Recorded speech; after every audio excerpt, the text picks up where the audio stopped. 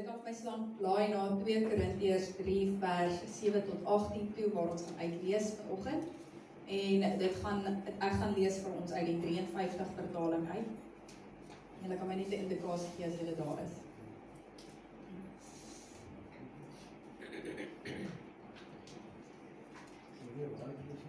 Sorry, 2 Korintiërs 3 vers 17 en 18.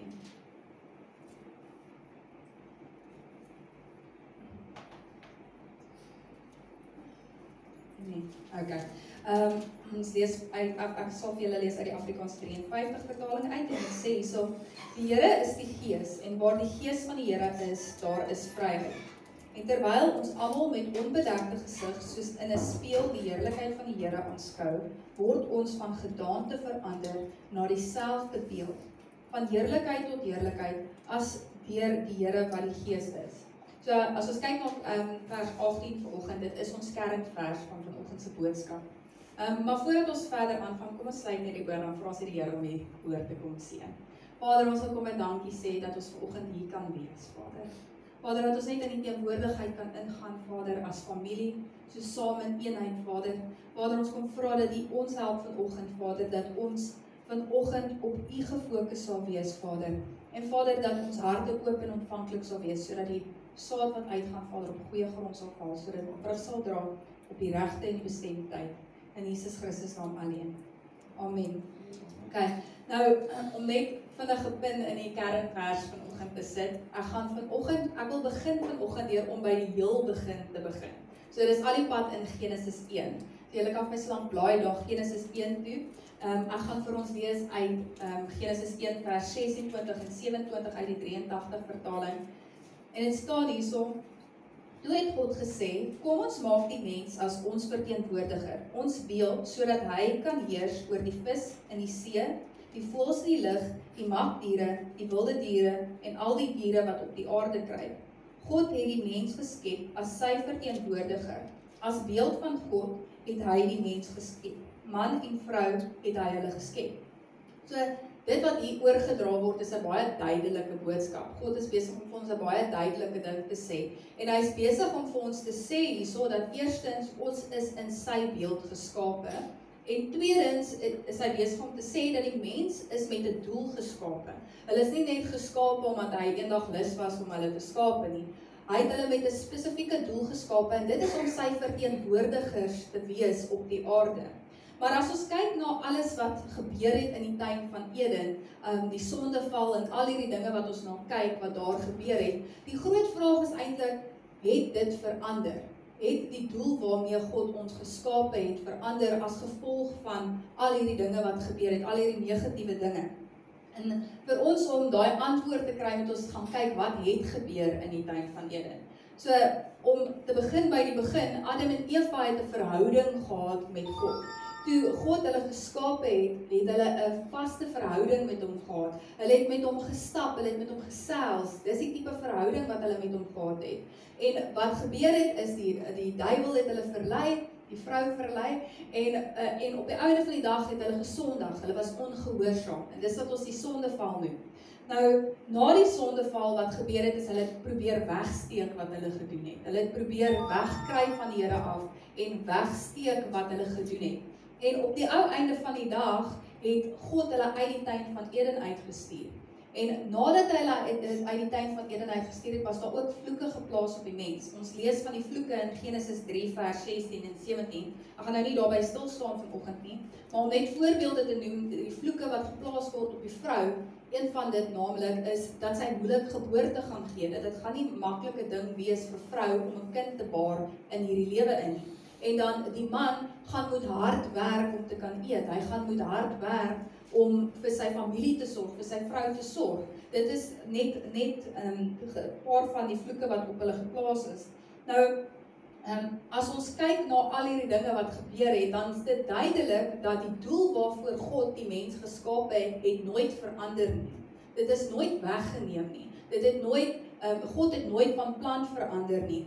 Want ja, dit is moeiliker nou vir ons om daai doel uit te lewe, want wat gebeur het in die tuin van Eden, daar was 'n nabyheid, en as gevolg van die sonde, as gevolg van die sondeval, het daar skeiding gekom tussen God en die mens. Want wat is die doel waarvoor hy ons geskaap het?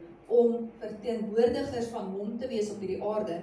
Hoe gaan ons verteenwoordigers wees van hom, as ons nie weet hoe hy lyk nie? As ons nie weet wie hy is nie, as ons nie sy karakter ken nie. Hoe gaan ons dit doen? In Jesaja 59 vers 2, ek lees vir ons vlugtig uit die Amplified, dit sê, "But your wickedness has separated you from your God, and your sins have hidden his face from you, so that he does not hear." En sien, daai skeiding wat gekom het dit gemoeilik gemaak nou vir ons om die doel waarvoor ons geskape is uit te lewe. En dit is ook hoekom God Jesus gestuur het.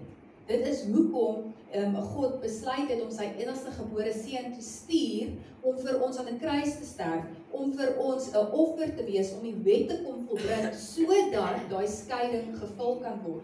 So wat is Jesus dan? Hy's 'n brug tussen ons en God, sodat ons nou weer kan uitreik na God toe, sodat daai verhouding wat ons met God gehad het, die mens met God gehad het, weer herstel word. Rekonsiliasie, dis wat Jesus kom doen het op die aarde.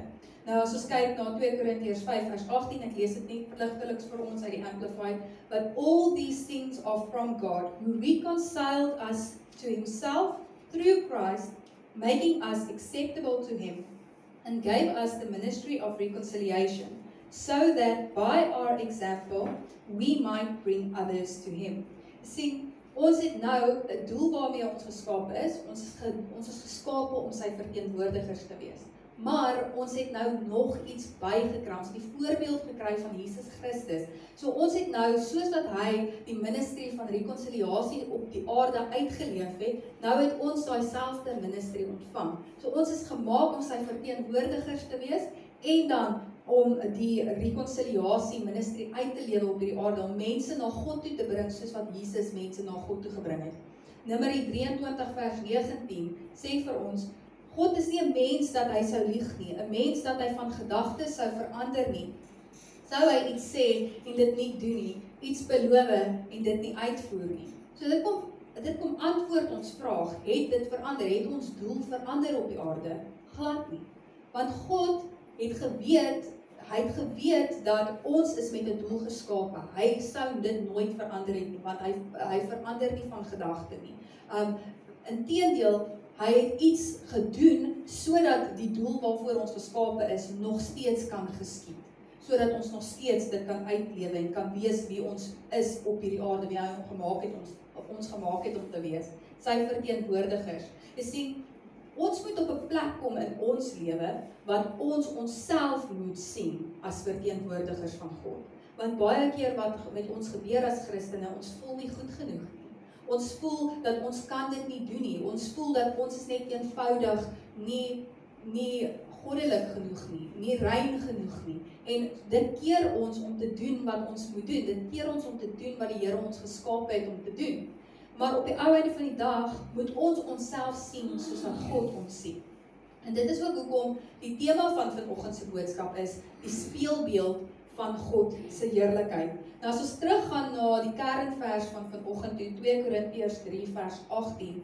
Nou ek gaan al die pad teruggaan na vers 7 toe, en ek wil van vers 7 af lees. En die rede hoekom ek dit wil doen is want om net vers 18 te lees gee vir ons 'n indikasie wat besig is om gesê te word.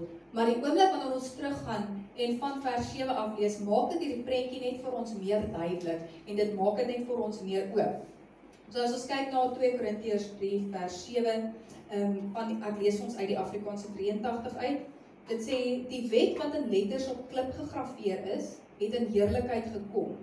Hierdie heerlikheid, wat tog gou sou verdwyn, het op die gesig van Moses so geskitter, dat die Israeliete nie na hom kon bly kyk nie. As die bediening wat tot die dood lei met soveel heerlikheid gekom het, hoeveel groter sal die heerlikheid van die bediening wat deur die Gees geskied dan nie wees nie. Die bediening waardeur die mense veroordeel word, het met heerlikheid gekom, maar die bediening waardeur die mense vrygespreek word, oortref dit vir ewig in heerlikheid. Ons kan sê dat die heerlikheid van vroeër nie te vergelyk is met die alles oortreffende heerlikheid van nou nie, as wat aan die verbygaan was, van heerlikheid gestraal het, veel meer nog sal die blywende van heerlikheid skitter. So wat is besig om in hierdie gedeelte te gebeur? Die woord is besig om 'n vergelyking te maak van die heerlikheid van God in die tye van die wet en die heerlikheid van God in die tye van nou, in die tye van genade, die genade-dispensasie wat Jesus vir ons bewerkstellig het. En wat besig is om te gebeur, is, hulle is besig om vir ons, die woord is besig om vir ons te sê hierso, dat nou is die Heilige Gees geskied in die Gees. Dis wat die woord vir ons hierso sê. Maar in die tye van die wet, wat het gebeur? Die heerlikheid van God was nie konstant nie. Dit was nie iets wat permanent by die mense was nie. Dit was iets wat gekom het om 'n spesifieke doel uit te verrig, en dan wanneer dit daai doel uitverrig het, dan het dit weer weggegaan. So die heerlikheid van God was nie by die mense permanent gewees nie. So wat het gebeur? Die heerlikheid van God moes 'n boodskap dalk oordra aan die nasie, of hulle moes 'n boodskap dalk oordra aan 'n spesifieke persoon wat iets moet oordra aan die nasie. Of daar moes 'n wonderwerk plaasgevind het. So dan het die heerlikheid van God gekom, dit het gemanifesteer, dit gedoen wat nodig was om gedoen te word, en dit het weggegaan weer. Maar nou, weer eens, dan kyk ons in hierdie gedeelte, dit gebruik die voorbeeld hier van Moses wat op die berg met God 'n ontmoeting gehad het. Nou, wat het gebeur op die berg toe Moses hierdie ontmoeting met God gehad het? Die heerlikheid van God het op so 'n manier gemanifesteer dat dit op sy gesig geskyn het. Nou, dit gebeur nie sommer dat die heerlikheid van God so gemanifesteer het nie. Dit was iets wat heeltemal vreemd was vir die Israeliete. Dis hoekom ons in Eksodus 34 vers 30 sien, dat dit sê, so toe Aaron en die Israeliete opmerk dat sy gesig blink, was hulle bang om naby hom te kom. Jy sien, die mense kon nie die heerlikheid van God aanskou nie, want dit was vir hulle heeltemal iets vreemd. Dit het vrees in hulle ingewek, want dit was nie iets wat hulle aangewoond was nie.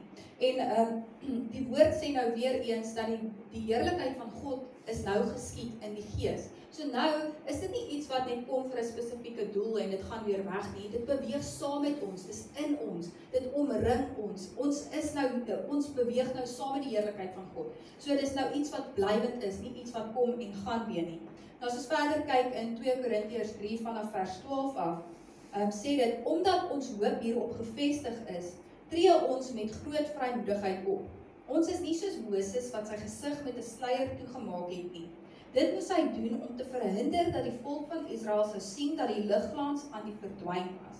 Hulle verstand was ook toe, en vandag nog bly hulle verstand met dieselfde sluier toegemaak. As hulle die Ou Testament lees, maar die sluier word deur Christus weggeneem vir iemand wat in hom glo.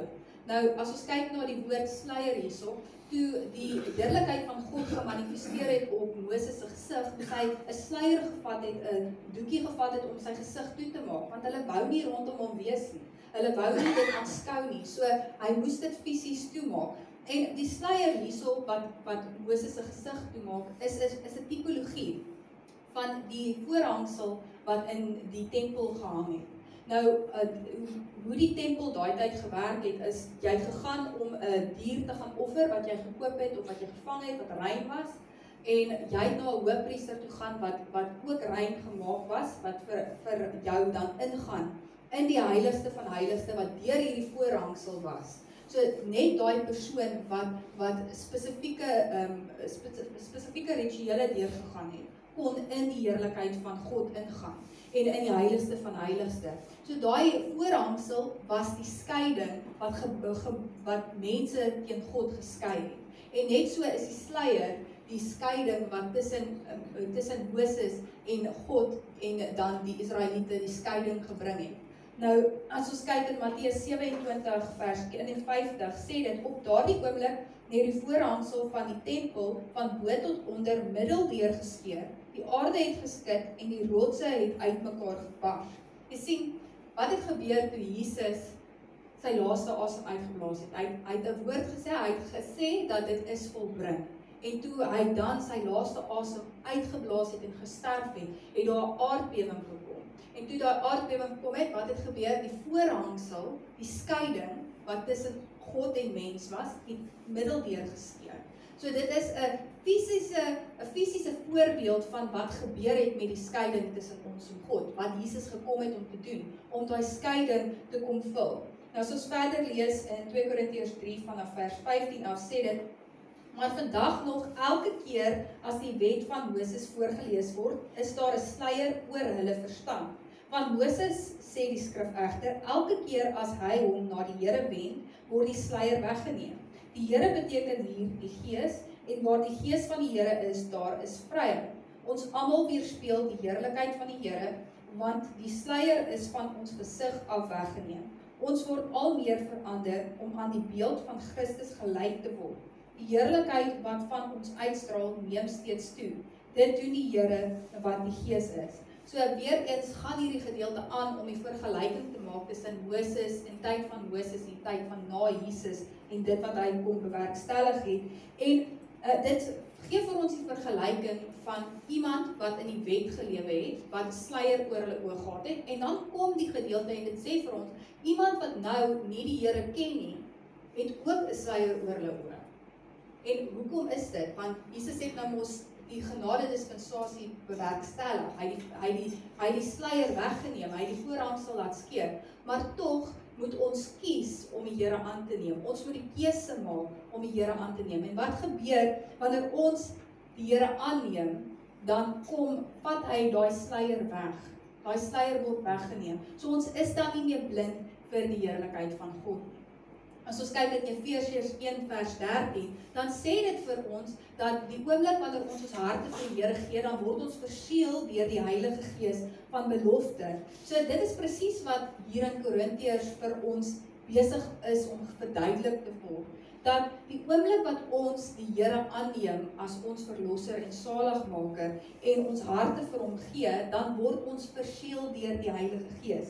So ons gryp nou die opsie aan wat Jesus vir ons gegee het, wat hy vir ons bewerkstellig het, en dan word daai sluier weggeneem. So nou kan ek die heerlikheid van God aanskou, vrylik. Dis wat hy vir ons bewerkstellig het. En as ons vanoggend net weer die kerkvers lees, ek weet ons het hom nou 'n paar keer gelees, maar ek wil hom net weer vir ons uit die 53 uitlees, nadat ons hierdie konteks het, en nadat ons hierdie hele gedeelte gelees het, dit gee ons net bietjie meer, dit maak dit oop vir ons, as ons dit weer lees. Dit sê, en terwyl ons almal met onbedekte gesigte, soos in 'n spieël die heerlikheid van die Here aanskou, word ons van gedaante verander na dieselfde beeld, van heerlikheid tot heerlikheid, as deur die Here wat die Gees is. Jy sien, daai skeiding is nie meer daar nie. Dit is weggeneem deur dit wat Jesus Christus vir ons gedoen het. En nou, waar ook al ons is, kan ons die heerlikheid van God aanskou. Sien, ons het nie meer nodig om na 'n tempel toe te gaan nie. Ons het nie meer nodig om 'n dier te soek en vir 'n hoofpriester te sê en te hoop hy is rein genoeg dat hy nie dood neerval nie. Sien, ons het nou vryheid ontvang. En as ons kyk na Johannes 4 vers 21 tot 24, wat ek vir ons uit die Afrikaanse 53 wil lees. Nou hierso is Jesus besig om met die Samaritaanse vrou te praat by die waterplek. Ek kan nou nie die naam onthou. Maar hy is besig om met die Samaritaanse vrou te praat. En hy is besig om vir haar te verduidelik wat se vryheid wat hy gaan bring vir hulle. En hy het nog nie eers aan die kruis gesterf nie. En hy verduidelik al vir haar die vryheid wat ons gaan hê as gevolg van dit wat hy vir ons gaan bewerkstellig. Want hy sê hierso in vers 21, Jesus sê vir haar, vrou, glo my, daar kom 'n uur wanneer julle nie op hierdie berg en ook nie in Jerusalem die Vader sal aanbid. Julle aanbid wat julle nie weet nie. Ons aanbid wat ons weet, want die saligheid is uit die Jode. Maar daar kom 'n uur en dit is nou, wanneer die ware aanbidders die Vader in gees en waarheid sal aanbid. Want die Vader soek ook mense wat hom so aanbid. God is gees en die wat hom aanbid, moet in gees en waarheid aanbid. Sien, ons moet besef wat se voorreg ons het. Ons moet besef, dit moet vir ons oopgaan. Ons oë moet oopgaan vir hierdie waarheid. Wat se voorreg het ons nie as kinders van die Here om vrylik in te gaan in die heerlikheid van God en dit te aanskou nie. Sien, ons hoef nie offers te maak nie en ons hoef nie 'n hoofpriester te gaan soek om vir ons in te gaan in die heerlikheid van God in nie, want Jesus het ons hoofpriester geword. Hy is nou die een wat instaan by God vir ons. So nou is hy soos 'n brug wat ons oor kan stap na God toe en ons hand weer kan uitstrek en daai nabyheid kan ons net weer ervaar, soos wat Adam en Eva in die tuin dit ervaar het. Jy sien, dit is 'n massiewe groot voorreg wat ons het. En as ons kyk na vers 17 van 2 Korintiërs 3, net voor ons kernvers, dit sê waar die Gees van die Here is, daar is vryheid. En dis die vryheid wat hy van praat. Ons is nou vry om die Here se aangesig te soek. Daarom moet ons besef dat die sluier is van ons so af weggeneem. Daar is nie meer skeiding nie. Ons het nie meer nodig om na spesifieke plek toe te gaan, spesifieke goeders te doen om die Here se aangesig te sien nie. En om te ervaar nie. Jy sien, wanneer ons kyk na die heerlikheid van God, as ons net vinnig kan stil staan by dit. Wat gebeur met ons as ons die heerlikheid van God aanskou? Wat gebeur met ons? Dus ek hou daarvan om dit so te verduidelik, om die heerlikheid van God te verduidelik as 'n spieël. Want dit is 'n spieël waartoe ons heen gaan en waar ons in kyk. En soos wat ons hierdie tyd spandeer saam met die Here, soos wat ons sy aangesig sien en saam met hom tyd deurbring, dan is dit asof hy net vir ons kom wys in ons lewe hoe ons lyk. Dit is asof hy net kom en vir ons spesifieke dinge in ons lewe kom uitwys, wat dan maak dat ons begeerte het om dit te verander. Sien, hy kom verander ons stadig maar seker wanneer ons die heerlikheid van God aanskou. Dit is wat die heerlikheid van God doen. Jy kan nie dieselfde bly nie. Wel, jy kan as jy kies om dit te doen, maar kyk, dit gaan nie 'n lekker proses wees nie. En oor die algemeen gaan dit nie noodwendig altyd lekker wees nie. Dit is iets wat harde werk is, want ons as mense is hardkoppig. Ons as mense wil nie voorgesê word dat ons moet verander nie. Dis ongelukkig hoekom dit so baie in die kerk gebeur, so baie in gemeentes gebeur, dat ons so besig is om na mekaar te kyk en te kyk waar gaan ons verkeerd in, waar gaan die mense rondom ons verkeerd in hulle lewens, dat ons vashak daar en nooit in die innerkamer ingaan en toelaat dat God vir ons wys nie, wat in ons lewe moet verander. Sien, en dit is wat die heerlikheid van God doen, dit kom verander ons. Ons kan nie dieselfde bly wanneer ons hom aanskou nie. En dit is wat die Here vir ons gemaak het om te doen. Want wat gebeur wanneer hy ons stadig maar seker kom verander? Ons begin al hoe meer soos hy lyk. Ons begin sy karakter aanneem. Ons begin doen wat hy sou doen. Ons gaan nie meer doen wat Megan sou doen nie. Of oom Chris sou doen nie. Of oom Johan sou doen nie. Ons gaan nie meer doen wat die mens en die vlees sou wou doen nie, want nou neem ons sy karakter aan. En dan, wat gebeur? Ons leef ons doel uit.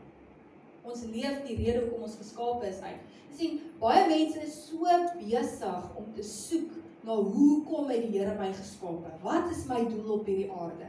Wanneer dit in Genesis 1 vir ons gesê word. Wat is ons doel op hierdie aarde? Om sy verteenwoordiger te wees. Jy sien, dit is waar ons deurbrake lê.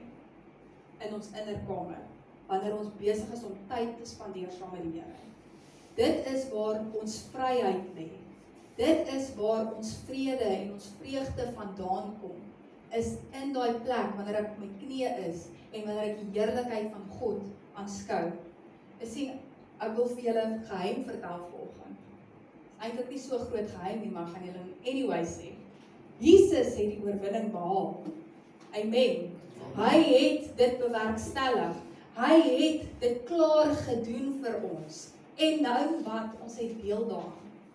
Ons het nie nodig om deur hierdie lewe te gaan so negatief en teen die grond nie. Ons het nie nodig om dit te doen nie, want hy het die oorwinning vir ons behaal. 1 Korintiërs 15 vers 55 en 57, die baie bekende vers, ek wil dit graag vir ons lees. Dood, waar is jou oorwinning? Dood, waar is jou angel? Die angel van die dood is die sonde, en die sonde kry sy krag uit die wet van God. Maar ons dank God dat hy aan ons die oorwinning gee, deur ons Here Jesus Christus. Amen. So hy gee vir ons die oorwinning. Dit wat Jesus aan die kruis gedoen het klaar die oorwinning behaal en nou het ons die vryheid om ons oë op die heerlikheid van God te vestig. Dis gedoen, die werk is gedoen. Sien, ons kan nou verander word. Ons het nie nodig om deur hierdie bose kringloop te gaan wat ons die hele tyd dieselfde ding deurgaan nie. En sien, wat gebeur met ons as mense as ons oë van die Here afhaal? Wat gebeur met ons wanneer ons as Christene daai oomblik distracted raak en met ons probleme kyk en fokus op dit en nie die Here nie en nie Jesus en dit wat hy vir ons bewerkstellig in sy heerlikheid nie. Ek dink ons elkeen kan ooreenstem dat dit is nie 'n lekker gevoel nie. Dis beknop. Dis 'n gevoel wat jou teen die grond neerdruk. Dit is iets wat jou negatief maak. Dit maak jou so 'n persoon dat jy letterlik so loop deur hierdie wêreld se swaarheid. Want sien, die duiwel het hierdie wêreld op so 'n manier ontwerp dat dit ons aandag steel. Die duiwel maak dit so dat ons aandag gesteel word om elke hoek en draai. Kyk na die musiek wat ons luister. Die stories wat op die TV's is, die movies en die flieks. Al hierdie goeders is goed wat ons aandag steel. Dit is ontwerp om ons aandag te steel. Maar hy is bewus dat die oorwinning behaal is en dit is hoekom hy ons aandag van die Here af wil haal. Want die oomblik wanneer ek my oë nie meer vestig op my probleme, op my sonde en dit wat my teneerdruk nie en eintlik my fokus skuif na die heerlikheid van God toe, wat gebeur? Dis asof jy net asem weer kan kry. Dis asof dit net weer draagsaam is. Die wêreld is nie meer so swaar nie. Maar hoekom gebeur dit? Hoekom is dit so? Want wat gebeur wanneer ons oë vestig op ons sonde en op ons probleme en op my familie se probleme en hoe my familie beklei met mekaar en hoe dinge by die werk nie lekker is nie en nie maklik is nie. Wanneer ons fokus op al hierdie dinge, dan raak dit net al hoe groter. Dit voel, dit oorweldig my. Maar die oomblik wanneer ek teruggaan na die heerlikheid van God toe en my oë vestig daarop, dan bring dit perspektief. Dan begin ek besef, my God is groot. My God is goed. My God het die oorwinning behaal. Amen. En dan wanneer ek weer kyk na my probleme, dan dink ek gestres oor dit. Kyk hoe groot is my God. Kyk hoe goed is hy teenoor my probleme. En sê ek dat vanoggend, wanneer ons oë op die heerlikheid van God vestig, dat ons probleme verdwyn. Dit verdwyn. Die probleme gaan altyd daar wees. Die woestyn seisoene gaan altyd daar wees.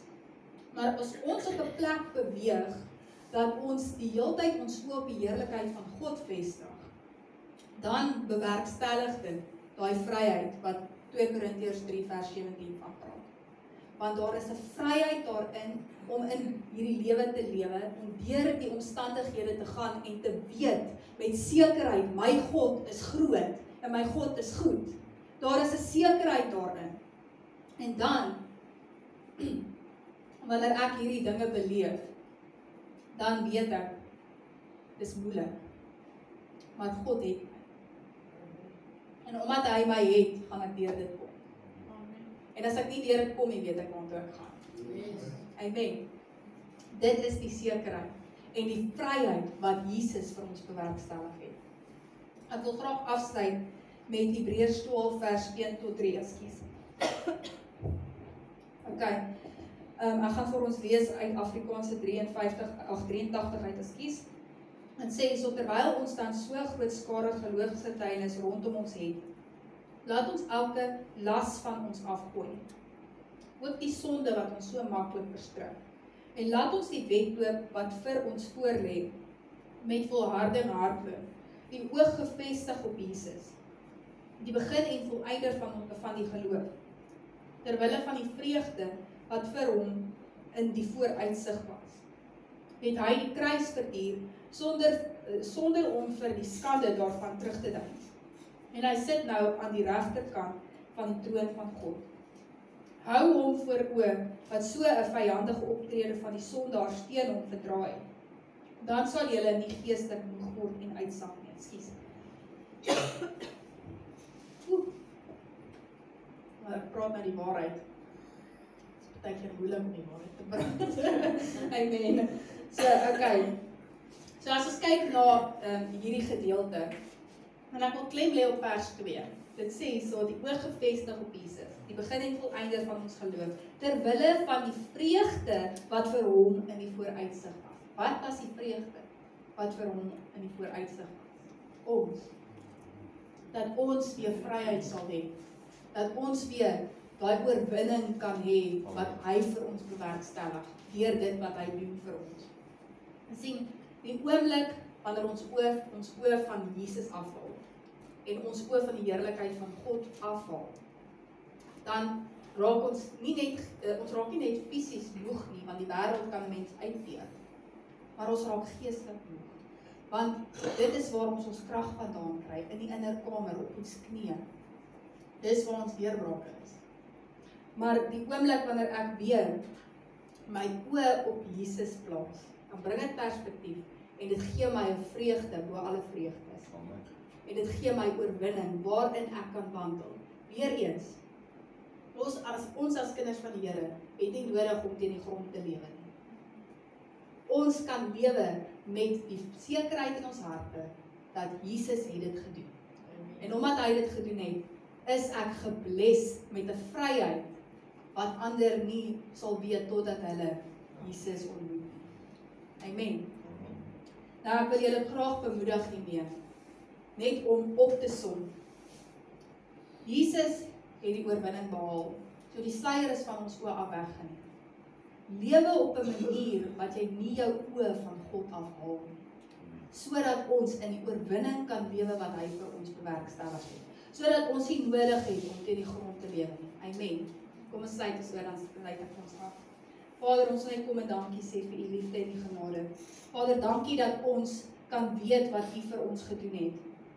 Dankie dat ons kan weet dat ons het vryheid in dit wat u vir ons bewerkstellig het, Vader. Vader, ons wil kom en vra dat soos wat ons in hierdie week uitbeweeg, Vader, soos wat ons die lewe, Vader, dat u ons sal herinner om ons oë op u te vestig.